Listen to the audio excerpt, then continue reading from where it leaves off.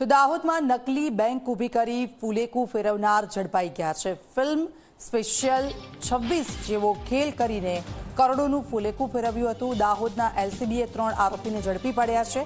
આરોપીઓ પાસેથી 200 ગ્રામ સોનું જપ્ત કરાયું છે। રથયાત્રામાં સોનાના દાનના નામે ખેલાયો હતો આ ગોલ્ડન ખેલ। ઉત્કર્ષ સ્મોલ ફાઇનાન્સ બેંક નામે નકલી બેંક ઊભી કરી હતી। યુવક અને યુવતીઓને બેંકમાં નોકરી આપવાના બાને બોલાવ્યા હતા। દાહોદના જાણીતા જ્વેલર્સ પાસેથી સોનું બેંકમાં મંગાવ્યું। જ્વેલર્સને શાંતિથી બેસાડી પાછળના દરવાજેથી રફુ ચક્કર થઈ ગયા હતા આરોપીઓ। દાહોદ પોલીસે ખેડાના દાંતાલી ગામના દીપક રાજપૂત, રાજસ્થાનના જોધપુરના લલિત રાઠોડ અને રાજસ્થાનના કુશલગઢના આદિલ મકરાણીની મુદ્દામાલ સાથે ધરપકડ કરી છે।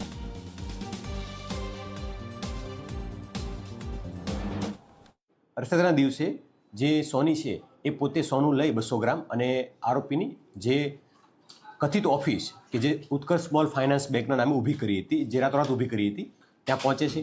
ત્યાંનું સેટઅપ વગેરે જોવે છે અને ત્યાં ઓફિસમાં એમને સોનું આપે છે।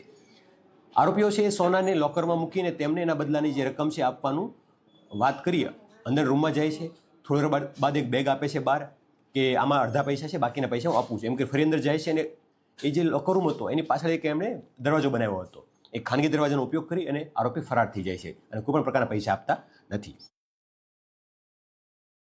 દાહોદ પોલીસને માહિતી મળી હતી કે આરોપીઓનો હાઇડ આઉટ આ જગ્યાએ છે અને લોકો અહીંથી પસાર થવાના છે। એના આધારે દાહોદ પોલીસે ત્યાં જઈ અને પ્રોપર સર્ચ ઓપરેશન હાથ ધરતા 3 આરોપીઓ ત્યાં મળી આવ્યા હતા અને એમની પાસેથી આ ગુનામાં ગયેલો 100% મુદ્દામાલ 200 ગ્રામ સોનું હતું એ પરત મળી ચૂક્યું છે।